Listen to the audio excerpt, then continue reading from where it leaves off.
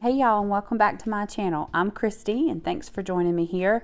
Today we're going to do a what's for dinner, and I'm doing takeout at home. So first we're going to start with this orange chicken.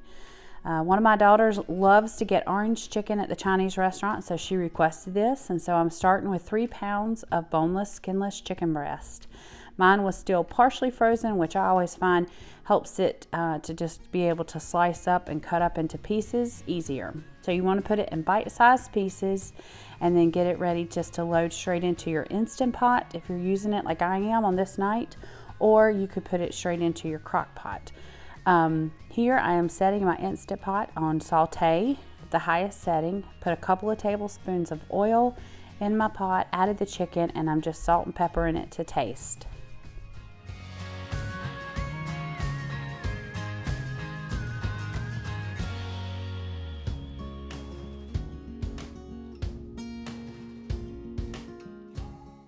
So next I'm going to be adding in about 3 cloves worth of garlic. That's what a recipe that I had found called for. And I kind of loosely based this on that recipe. So basically I just used a good heaping tablespoon. A half a cup of orange juice, a half a cup of honey are now going in, 1/4 cup of soy sauce, and a 1/4 cup of red wine vinegar. If you have rice wine vinegar, you could use that. That's what most recipes will call for. And then I put in about half a teaspoon of some ground ginger. Next, it's red pepper flakes. My family doesn't like things too spicy, so I just put in probably about, I don't know, a pinch. I don't know how much that would measure.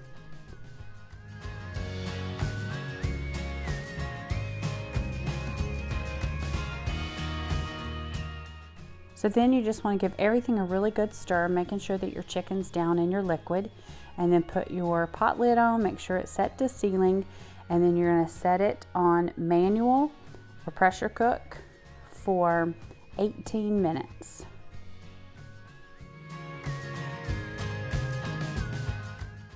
So I just kept it real simple and bought a sugar snap pea stir fry in a steam bag and steamed this up in the microwave and made a pot of white rice for us to top this with. So once your Instant Pot is all done and you remove your lid, you're going to need to make a thickener, and so you want to set your pot, turn it off, and then go over to saute. And then you're just going to make a simple thickening out of a few tablespoons of cornstarch and a few tablespoons of water. And then you'll stir that up and add it to the pot, and that'll boil for a little bit on saute setting, and that thickens the sauce nicely.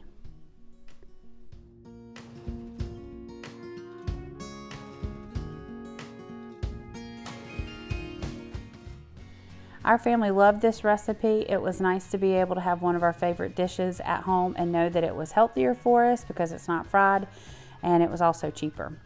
So next on to Taco Tuesday, and we had fish and shrimp tacos. First thing I'm going to show you is how I make the Mexican coleslaw that I top our tacos with.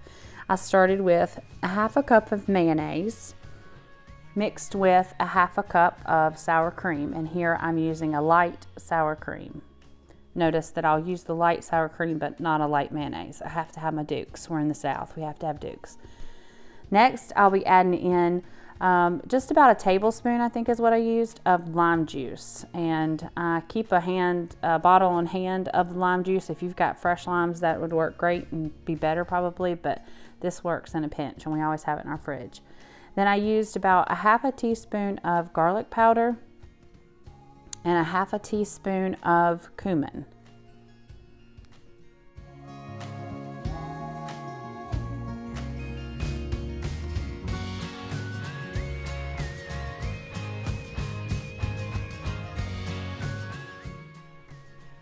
So you saw I added in a little bit of salt, and then I'm adding in just a touch of sriracha sauce. Again, my family, they don't like spicy things, so I end up topping my tacos with more sriracha, but they don't like me to put a ton of it in the actual recipe. So if you like it spicier, add more in. Here I'm just adding in a bag of pre-made or pre-shredded cabbage. So I'm just taking a help from the store, but you could also just shred up your own cabbage at home. You mix that in, and then I like to make that a little bit before I actually start the other prep for dinner so that it can kind of sit. The longer it sits, the better it gets.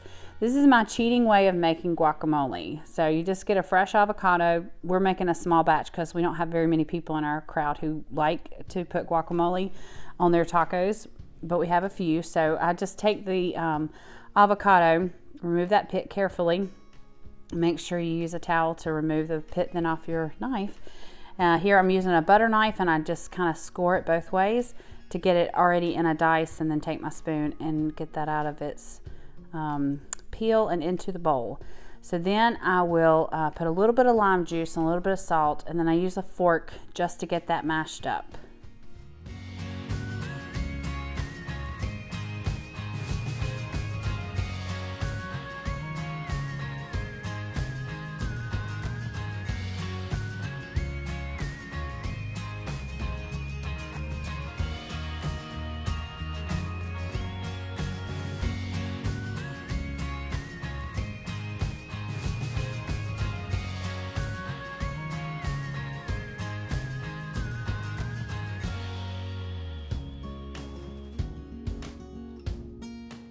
And so this is why I call it a cheat. I use a fresh salsa just out of a deli, a pico de gallo or anything like that out of a deli department, that you can add a few tablespoons into your avocado and mix that up. And I just mix it till it reaches the consistency I like.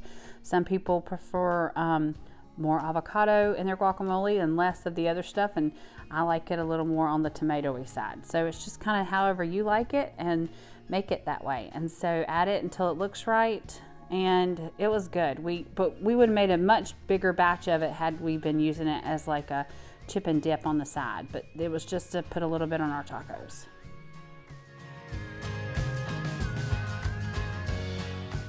So here I've got on my stovetop going a couple of cans of refried beans, and then in my frying pan I'm just got a little bit of oil in there, and I used cod, frozen cod from the Walmart frozen food section, and I had thawed them out in the day, and then I just seasoned them with our homemade taco seasoning is what we use. So if you could use a package of taco seasoning or whatever your favorite thing is to use.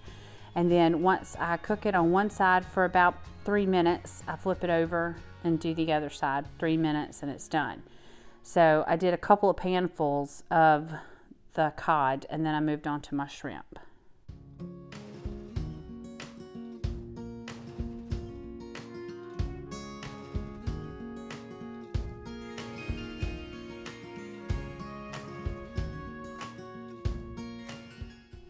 So in the same pan, I've just got a little more oil, and I took my 12 ounces of shrimp, one bag, just thawed that, added my taco seasoning to it, stir that around, and throw it in the pan to cook up. It doesn't take long at all. And then I like to add just a little bit of lime juice to the pan of shrimp. I just think that kind of freshens them up.